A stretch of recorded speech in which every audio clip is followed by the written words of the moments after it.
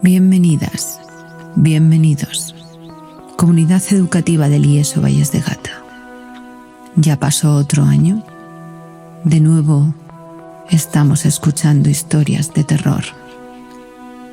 Estas historias, en nuestro cuarto año, nos llevan a través de océanos de tiempo, de amor, pero también de muerte, donde la luz de la razón se apaga.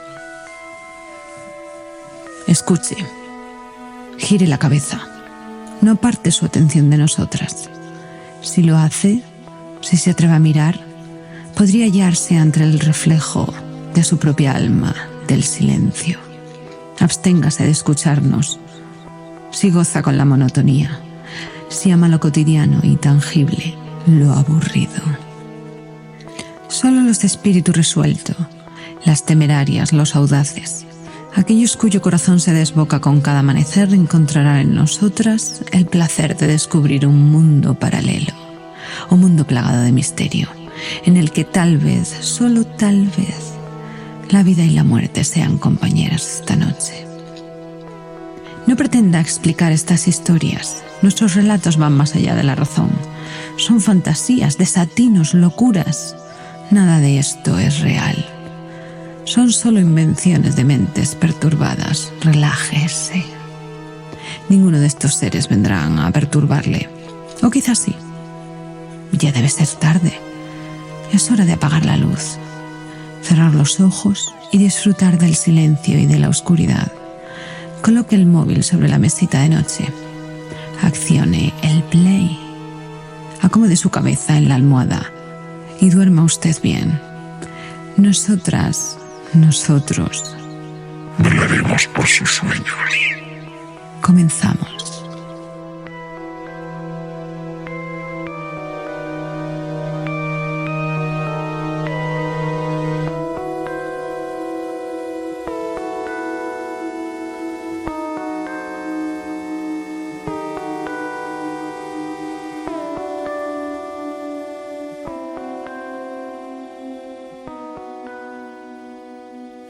Comenzamos con una serie de relatos del alma oscura. Relatos que te darán escalofríos. Como el libro del que hemos tomado alguna de sus historias, de la extremeña Lola Aceituno Muñoz. Nos detenemos en el terror que producen sus historias, en este caso, son reales.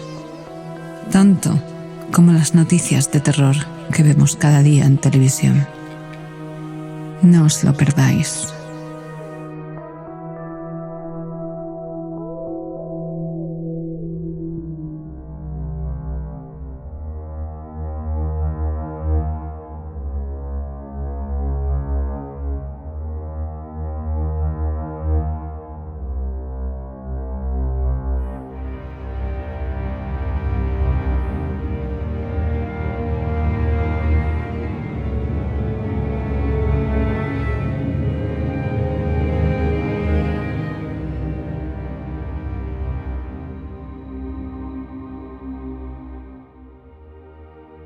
Los peores monstruos no son irreales, ni inventados.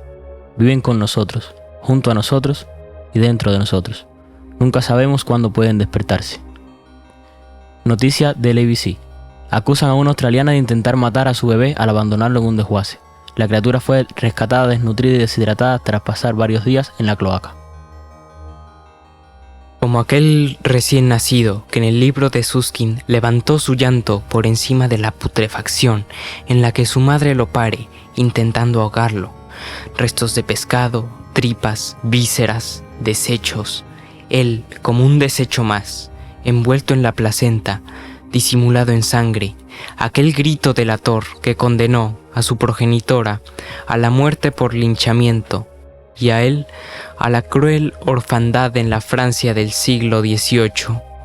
Así, en la Australia del siglo XXI, en el fondo de una alcantarilla, un bebé abandonado fue descubierto, reclamando su salvación. 5 días resistiendo, sin alimento, sin calor, peleando por la vida. Su lamento, pidiendo caricias, leche, ternura, solo le trajo justicia condenatoria para la asesina que le dio la vida y se la quiso arrebatar de forma cruel. Pobre víctima del desamor. Todas las ciudades, épocas y razas tienen su Jean-Baptiste con madres y padres sin escrúpulos ni corazón. Este pequeño luchador, al que bautizaron como Joseph, creció en un orfanato rodeado de niños también abandonados o maltratados, hijos de progenitores conflictivos, destructivos y dañinos, faltos de recursos y sentimientos, niños concebidos de forma irresponsable, no deseados, sin lazos afectivos, supervivientes, un racimo de parias sin raíces ni hogar. Creció recorriendo casas de acogida, sin encontrar miradas cálidas, sintiéndose siempre de paso, con una semilla rebelde enquistada en su interior que le hacía renegar del mundo y de su suerte. A sus 30 años vive una vida anódina de ser invisible, que arrastra una historia, un destino del que no puede escapar. Por eso no logró evitarlo. El monstruo que vive dentro de él, ese que es tan feo como el rencor, poderoso como la rabia, tan desolador como el abandono, implacable como la ausencia de piedad, se manifestó cuando esa mujer, recién salida de la cárcel, una vez finalizada su condena, se presentó proclamándose su madre, buscando refugio, amparo familiar y dispuesta a dar explicaciones sin sentido, llenas de falso arrepentimiento. La oscuridad se extendió como un ser invencible y la voz habló y le dijo: «Hazlo». Mientras distraída, esperaba el café que el hijo desconocido, al que nunca amó, se suponía le estaba preparando en la cocina. Un fuerte golpe en la cabeza acabó con sus pocas horas de libertad. Ahora, descansa en paz, troceada en una maleta, enterrada en el jardín trasero. Mientras, la vida de Joseph continuará gris y monótona, solitaria. A ella nadie le echará de menos.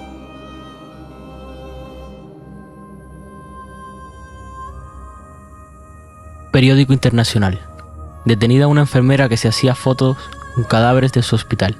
Está acusada de la muerte de 38 enfermos a quienes supuestamente administró dosis letales de cloruro de potasio. 2:30 de la madrugada, en el geriátrico Santa María del Socorro. El silencio sobrecoge y el olor a mezcla de desinfectante y ambientador barato inunda los pasillos. Una luz tenue ilumina y dibuja sombras, figuras que no existen y parecen cobrar vida al amparo de la noche.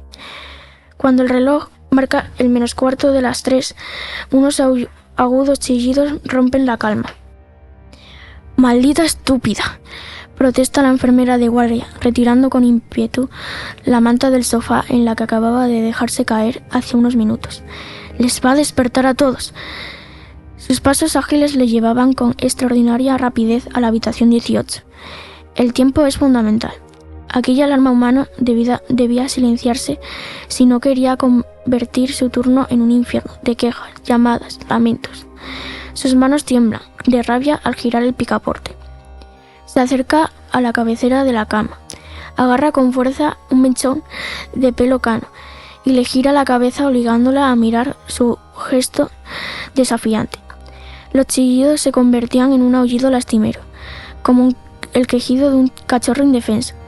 Los ojos de la anciana miran suplicantes y llenos de miedo. ¿Cuántas veces te he dicho, querida, que no debes de chillar por las noches? ¿Cuántas veces te he dicho que tienes que tener tu maldita boca cerrada, que no quiero que molestes? Le susurra agresiva, acercándose a su oído. Años de arrugas se convierten en un puchero infantil y una voz débil reclama: «Dame algo, por favor, me duele tanto», suplica una y otra vez, observando la mueca indiferente y cruel de quien se supone debe proporcionarle alivio de la enfermedad, consuelo de la vejez. Un pellizco en el brazo le hace retorcerse. Las lágrimas surcan el rostro desembocando en la almohada. «Basta, basta, por favor, ayúdame». Tratándole con desprecio, se siente poderosa. clava la inyección de cloruro de potasio con verdadera hazaña, deseando causarle un daño infinito que le transmite todo el odio que siente por aquel cuerpo anciano y decrépito, deseando no volver a oír su voz ni sus lamentos. Ella tiene la opción de decidir sobre la vida y la muerte, y esta noche ha decidido que Teresa López Montesinos, de 85 años, con un incipiente cáncer de páncreas, debe morir. Así sea. Insoportable vieja chillona, con la cámara de su teléfono sentada junto al cadáver, inmortaliza el momento.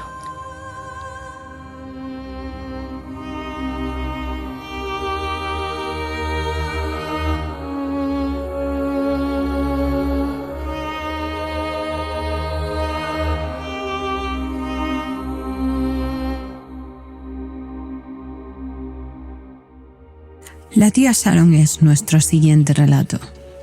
Su autora, la extremeña Toni Martínez Tena, nos adentra en un submundo de pesadillas, donde lo fantástico se mezcla con el miedo más profundo a lo desconocido.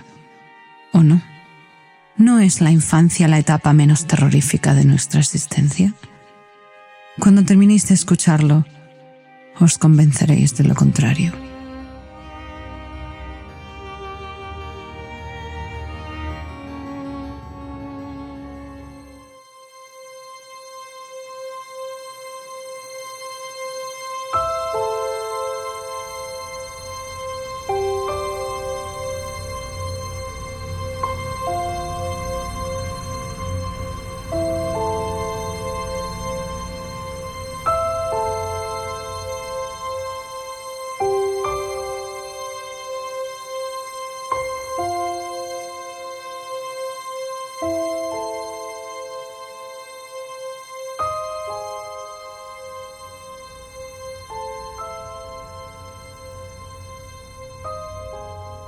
La tía Sharon, mi tía abuela, era una mujer mayor, muy mayor.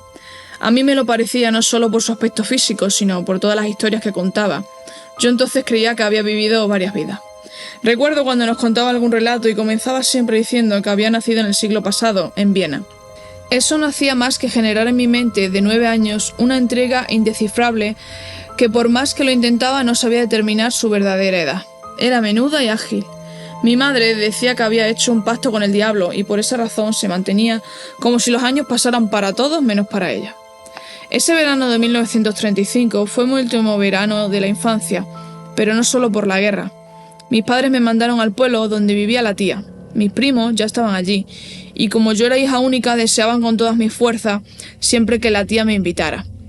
La casa era magnífica, desde el momento que la veías por primera vez sentías que te atrapaba. Como una fogata que te eclipsa y reconforta con su calor, formada por 2 plantas, era enorme, con muchas habitaciones repletas de recuerdos. La mayor afición de la tía eran las cajas de música. Tenía más de 100, una colección que le había llevado a la obsesión. Todas las tardes las limpiaba y echaba aceite cuidadosamente a los engranajes y las manivelas. Son muy delicadas, hay que probarlas y mantenerlas, decía, y a nosotros nos parecía una excusa para estar con ella, darles cuerda y poder escuchar las melodías. Las músicas parecían sacadas de un circo con acróbatas y trapecistas. Me los imaginaba vestidos con mallas y lentejuelas, reflejando bajo las luces de colores de una carpa antigua figuras sorprendentes e hipnotizantes.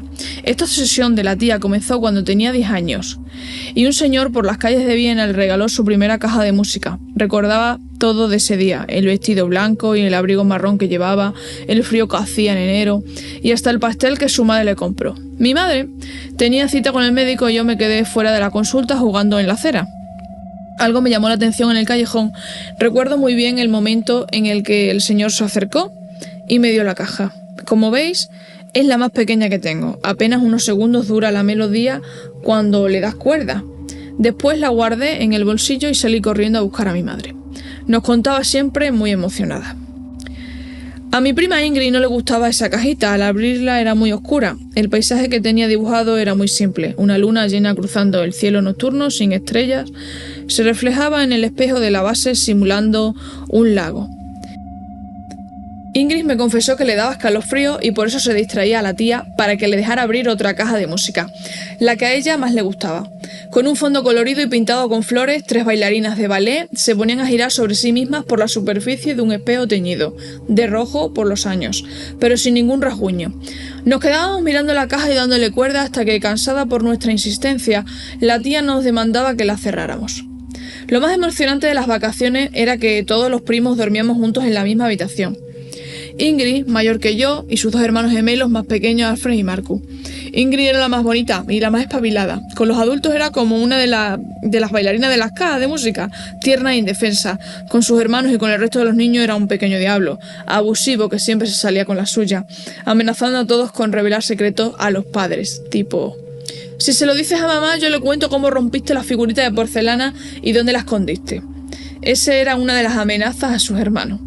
Pero había para todos. Con los vecinos y las niñas del pueblo también tenía secretos con los que extorsionar. Poseía la capacidad de convertir cualquier incidente en un chisme que no debía contarse a los adultos, porque como ella ya lo sabía por ser mayor, iba a convertirse en castigo.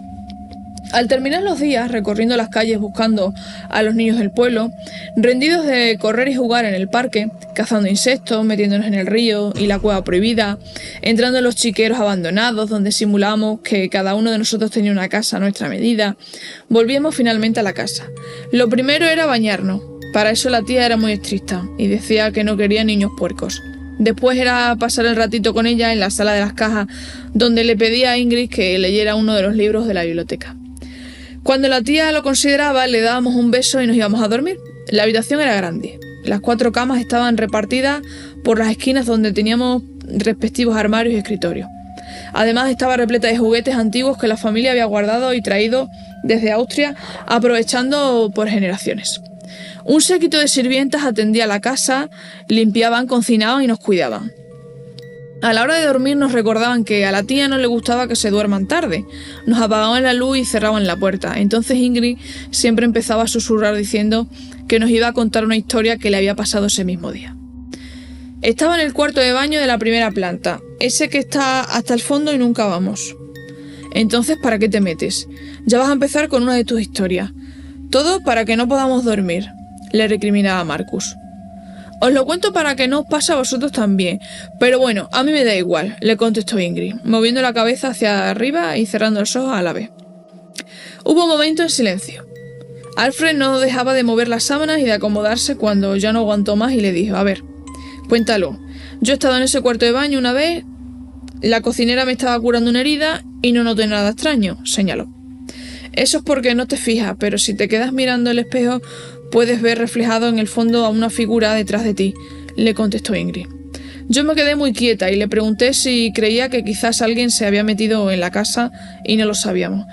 Yo creo que es un fantasma que vive en la casa, afirmó sin dudar Ingrid. ¿Pero qué dices? Aquí no hay fantasmas, ya lo sabríamos, le recriminó Marcos. ¿Crees que nuestros padres o la tía nos lo van a decir?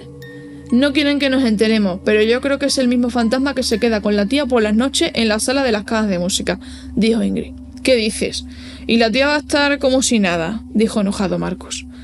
La he escuchado con las cajas de música y creo que es un amigo de la tía que murió y no puede despedirse de él, sentenció Ingrid muy segura de lo que estaba diciendo. Todos nos quedamos mudos, la historia tenía mucho sentido y es verdad que habíamos escuchado las melodías sonar de madrugada como un eco lejano. Esa noche no podía dormir. De todas las ocurrencias de Ingrid, esta me había quitado el sueño. Cuando el cansancio me obligó a cerrar los ojos, la noche transcurría con una pesadilla tras otra. Desperté y tenía un paño en la cabeza que una de las trabajadoras de la casa me sujetaba y a la tía mirándome con preocupación. Entonces me contaron que mis primos advirtieron a todos que estaba hablando dormida de forma extraña.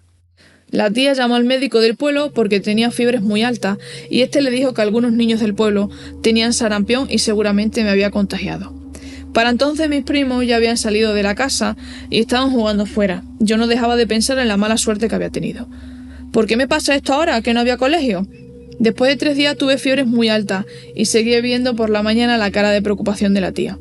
En una ocasión escuché decirle a mi cuidadora que si no mejoraba iba a llamar a mi madre. Entonces pensé que iba a ser una catástrofe, porque mamá se ponía muy nerviosa cada vez que me había puesto enferma. Seguramente me iba a hacer regresar a casa y sería el final del verano para mí. Así que en ese instante me dije que ese día tenía que empezar a ponerme mejor. La suerte me ayudó, solamente tuve fiebre por la mañana y por la tarde. Aunque seguía en la cama, ya me sentía mejor. Cuando llegó Ingrid de bañarse, me animó a que fuéramos con la tía a ver sus cajas y a leer historia, pero antes me dijo muy seria: depende de ti, pero llevo todo el día pensando que ya que tienes la ventaja de quedarte todo el día en la casa, mañana deberías investigar. Y yo le contesté con asombro: ¿qué es lo que tengo que investigar? Si ya sabes lo del fantasma, me decía con mucha serenidad. Pero ¿tú te crees que de día pueda averiguar algo? Es un fantasma, le contesté, para evitar lo que me estaba proponiendo. Pues claro, el fantasma le da igual. Lo que tienes que hacer es empezar en el baño como yo. Te quedas mirando el espejo, con la puerta abierta y esperas a que aparezca la figura. Después le sigues para ver hacia dónde se dirige, me dijo explicando todo el plan. Pero no voy a poder salir de la habitación. Me están cuidando por la fiebre, le dije intentando esquivarla una vez más. Mañana ya no vas a tener fiebre, entonces ya no tendrán más que estar aquí contigo todo el tiempo. Y la tía va a mandar a todas a limpiar la cocina. Te haces la dormida y es cuando sales a ver, me contestó segura de que todo estaba perfectamente planeado. Esa misma noche me parecía una gran idea. Por la mañana ya me estaba arrepintiendo de haberle dicho que lo haría. Pero no quería quedar como una cobarde, así que esperé a que la casa se quedara tranquila, escuché cómo la tía se metía en la biblioteca y las muchachas en la cocina. Cuando salí de la habitación andaba despacio para no hacer ruido. Luego me sentí estúpida, porque si alguien me veía, siempre podía decir que iba al baño. Todo cambió cuando decidí bajar las escaleras. Ahí ya nadie me esperaba encontrar. Entonces el corazón empezó a acelerarse y pensaba en una excusa por si se me encontraban en el baño que quedaba más lejos de la habitación. Por fin estaba en la planta de abajo y con sigilo crucé el pasillo que llevaba a la cocina y al dichoso baño. Las muchachas cocinaban y se reían sin percatarse de que las observaba, esperando el momento para cruzar sin que me vieran. Cuando por fin entré en el baño, no quise encender la luz pensando que vería mejor al fantasma. Observaba mi reflejo cuando un escalofrío recorrió mi cuerpo al pensar: ¿qué voy a hacer si el fantasma, en lugar de seguir por el pasillo, viene hacia mí? Se me encogió todo el cuerpo y vi como mi rostro se deformaba lentamente en el espejo. De repente sentí una figura detrás de mí. Es el fantasma, me dije, y cuando noté que venía, comencé a gritar. Una mano me agarró del hombro. ¿Qué haces tú aquí? ¿Estás delirando otra vez? Una de las cocineras me hablaba y yo no podía contestar. El incidente pasó, me llevaron a la habitación y estuve todo el día pensando en cómo se lo iba a contar a mis primos, sin que la historia pareciera ridícula. Al final del día y cuando la tía nos mandó a la cama, todos estaban nerviosos por saber si había podido ver al fantasma. Cuando les conté lo que realmente me había ocurrido, se quedaron decepcionados. Deberíamos olvidarnos de la historia, rompió el silencio Marcus. Seguro que lo que viste fue tu propia figura, dijo Alfred dirigiéndose a Ingrid. Creed lo que queráis, pero yo lo vi y estoy segura que sigue en la casa, contestó Ingrid muy tranquila y serena. ¿Cómo estás tan segura?, le recriminó Marcus. Porque siempre he sentido desde la primera vez que vine a esta casa que algo extraño sucede, y esta puede ser la razón, dijo Ingrid alzando la voz queriendo sentenciar. Y con una voz que casi no me salía del cuerpo intervine. Puede. Que como la casa es tan grande, a lo que Ingrid me contestó, no es eso. Ingrid estaba enfadada, pero pronto cambió el gesto para decirme: ¿sabes? He estado pensando en lo que dijiste, que los fantasmas solo salen de noche y es por eso que no los has visto hoy. Y yo le contesté adelantándome a sus pensamientos: pues de noche no vamos a salir. Ya había quedado como una idiota con mi historia, ahora sí que quedaba como una miedosa con el comentario, entonces rectifiqué lo más rápido que pude. No vamos a salir, porque se van a dar cuenta de que estamos fuera de la habitación. Todo está muy silencioso y el piso de madera suena mucho. Si andas pegada a la pared, el suelo no suena casi nada. Así es como llegué a la planta de abajo, me contestó Ingrid. No había manera de convencerla y pensé que, ya que lo tenía que hacer de nuevo, lo mejor sería que Ingrid me acompañara. No podía decir que no, o ella quedaría como una cobarde. De acuerdo, pero tienes que venir conmigo, le dije. Yo no tengo miedo, si es lo que crees. Bajaremos esta misma noche cuando todos hayan dormido, me contestó muy segura. Así que allí estábamos los cuatro diciendo a cada rato, cuando creíamos que ya se habían dormido todos. De repente, un ruido o golpe nos ponía en alerta otra vez, y seguíamos en silencio, aguantando el sueño para esperar el momento ideal, y así poder salir. Pasando un tiempo, los gemelos se durmieron y yo empecé a cerrar mis ojos cuando Ingrid me despertó agarrándome abruptamente del brazo y tirando de mí. El recorrido que había hecho por la mañana no se parecía al que estábamos haciendo ahora. Los cuadros y decoración se tornaban siniestros, el silencio nos incomodaba porque permitía escucharnos hasta el corazón. Mantenía la sensación que tenía que toser todo el rato porque la saliva no me pasaba de la garganta, y para colmo los pies y las manos me empezaron a sudar. Me iba a caer y empezaría a toser al mismo tiempo. Nunca me había molestado tanto mi cuerpo. Ingrid iba como si nada, indicándome como si nos estuviéramos fugando de una cárcel, por donde tenía que pisar para que no nos descubrieran. Bajar las escaleras no fue lo peor fue recorrer el pasillo hasta el baño. Toda la luz brillante que por el día dejaban pasar las ventanas de la cocina, por la noche se convertiría en una tímida luz de luna. Nos envolvía como una bruma ligera y se transformaba a través de los objetos en sombras aterradoras. Cuando estábamos en el baño, quería agarrar a Ingrid con todas mis fuerzas y lo hice con desesperación. Ingrid cambió la expresión en su rostro, una media sonrisa dibujó la diversión en sus ojos y en ese instante supe que había sido todo intencionado para hacerme pasar el peor momento de mi vida. Bueno, ya te has divertido. Ya puedes contarle a todo el mundo que tengo mucho miedo de noche. Ya, vámonos, le dije muy enfadada. No seas tonta, ahora viene lo bueno, me contestó. Yo no quería volver sola, así que me quedé sentada en el retrete. Esperaba que Ingrid se cansara y regresáramos. Ella estaba muy seria, mirando el espejo. Pero pronto empezó a impacientarse y en menos de un minuto propuso el regreso. Nos disponíamos a salir y nos miramos a los ojos para ponernos de acuerdo. Cuando vimos una silueta cruzar por la puerta del baño, nos miramos de nuevo y los ojos extremadamente abiertos de Ingrid confirmaron lo que también yo estaba pensando. Me agarró de la mano y salimos al pasillo. Y allí estaba la silueta flotando, moviéndose como una botella en el mar. Hubo un momento de calma. El pasillo se tornó frío y encantador. En ese instante no estábamos asustadas. Nos parecía algo mágico e hipnotizante. Pero cuando la figura comenzó a avanzar, nuestros cuerpos se estremecieron como si un insecto nos recorriera el cuerpo.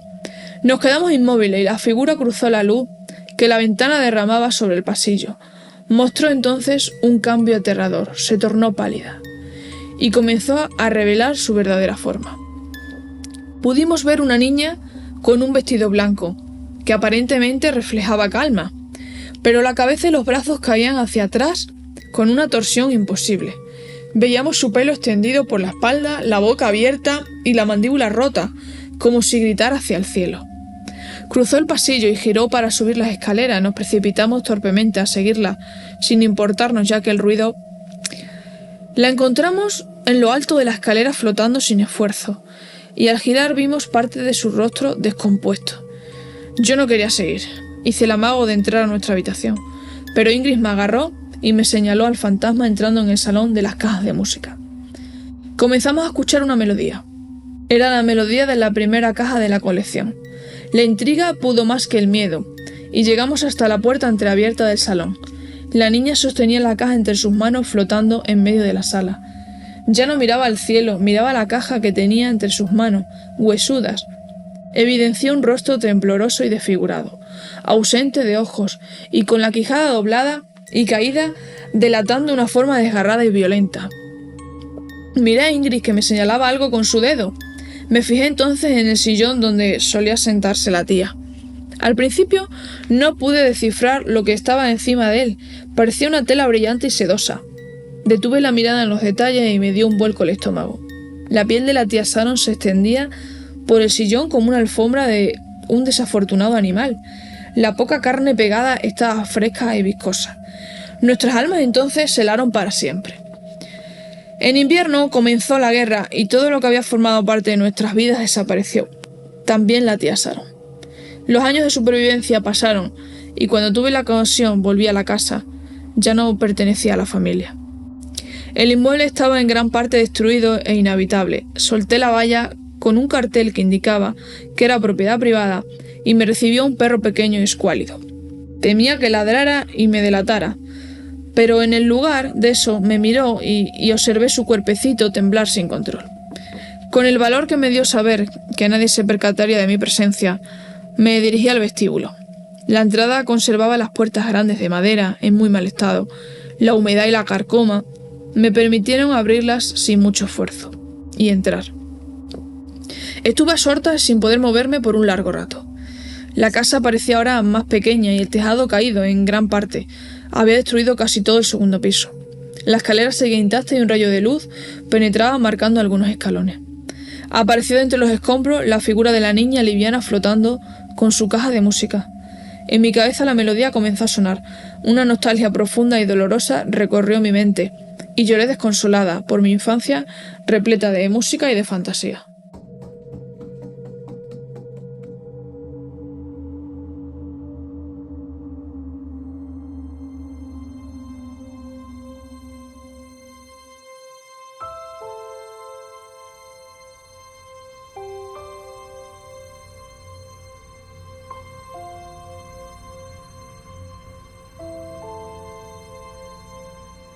Volvemos a sentir escalofríos con los dos siguientes relatos cortos en donde el miedo, con mayúscula, nos paraliza y nos petrifica.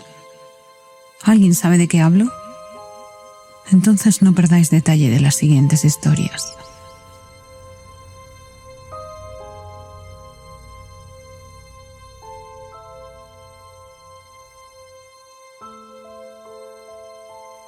Ya estoy acostumbrada al frío cárdeno de este sótano y a su oscuridad de luna nueva. Dejaron de inquietarme los bichos sin nombre que restan por mi piel para refugiarse en los rincones cóncavos de mi cuerpo desnutrido. Ni siquiera grito al tropezar con cabezas, manos o piernas mutiladas. Lo que aún me asusta, lo que de verdad me aterra, es esa canción de cuna que se escucha cuando él llega a casa. Si la pone alta, sé que baja. No recuerdo nada. No puedo moverme, ni hablar, ni abrir los ojos. Un frío intenso invade mi cuerpo y me hiela la sangre. He salido de una especie de letargo, pero la pesadilla continúa. Escucho intervalos sollozos ahogados y en la confusión de mi mente percibo algunas palabras. ¡Qué pena! Era tan joven. No entiendo nada. No estoy muerta. ¿Por qué todo el mundo se lamenta a mi lado? Ahora los llantos son más intensos. Alguien se acerca. Reconozco su voz. Me deja tan solo. Me habla despacio, acercándose a mi cara. Deposita sobre mis labios un leve roce, un beso fugaz, al que no respondo, esperando que su boca me libre de este tormento, que su aliento tibio me infunda vida. Una espantosa idea cruza mi mente. Siento una tristeza y un horror indescriptible. Quiero gritar, pero no puedo. Un golpe seco y de nuevo el silencio y la oscuridad tenebrosa. El miedo se apodera de mi cuerpo, rígido y azulado. Nadie se da cuenta de que estoy viva. Nadie ha visto que una lágrima recorre mi mejilla de alabastro.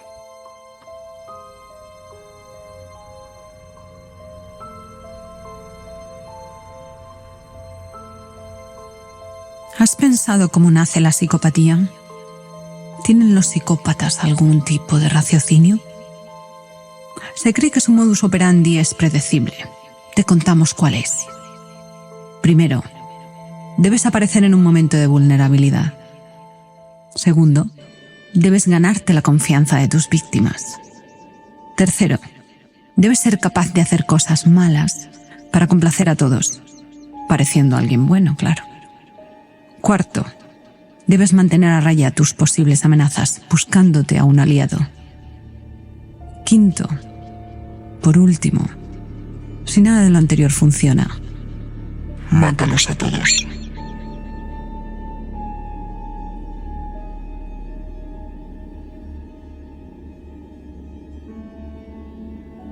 El médico William Dement fue un científico pionero en los estudios de los peligros de la privación del sueño.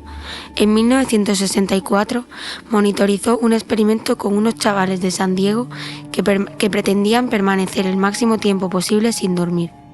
Anteriormente solo se habían hecho experimentos con gatos, que habían causado la muerte de estos después de mantenerlos 15 días despiertos químicamente. Solamente un humano había probado hasta entonces a estar sin dormir todo el tiempo posible.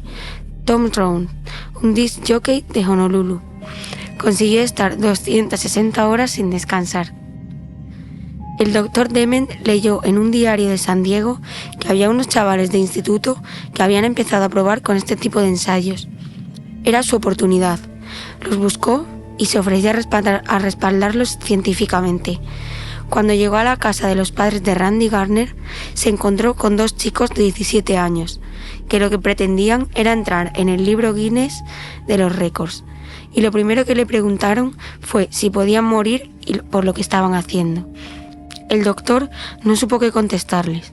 Incluso así, siguió con su estudio, turnándose con los chicos para conseguir tener controlado a Randy en todo momento.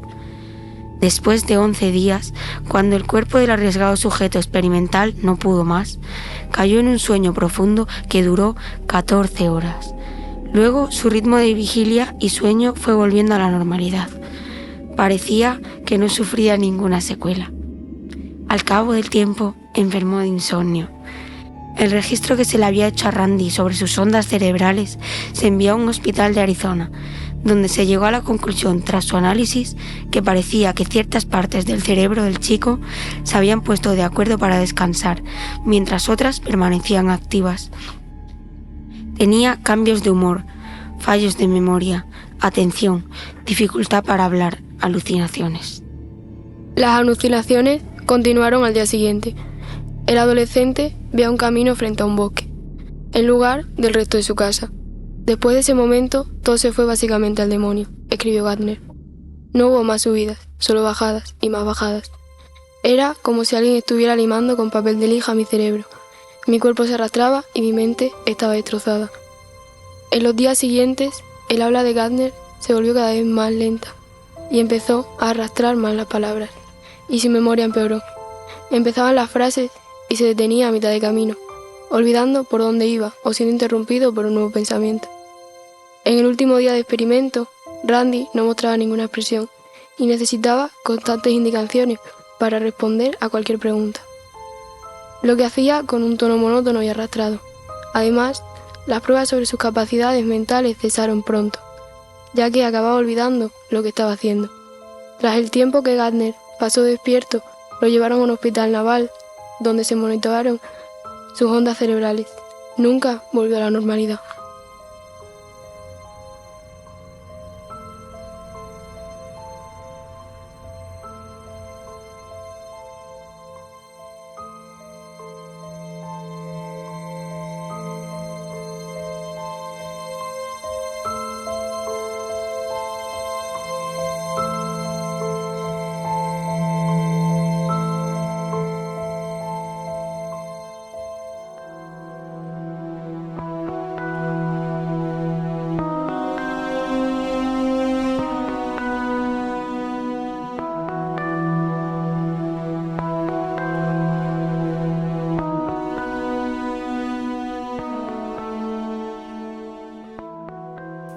¿Te han gustado nuestras historias? Esperamos que sí. Sentimos las pesadillas que te ocasionarán esta noche de los muertos. Agradecemos a nuestros ayudantes sus voces aterradoras. Un año más. Nosotros nos vamos a tomar un vaso de leche, porque somos felices con poco. Disfrutad de lo que queda de esta jornada de Halloween y recordad, asegurad puertas y ventanas en esta noche de miedo. Todo podría pasar.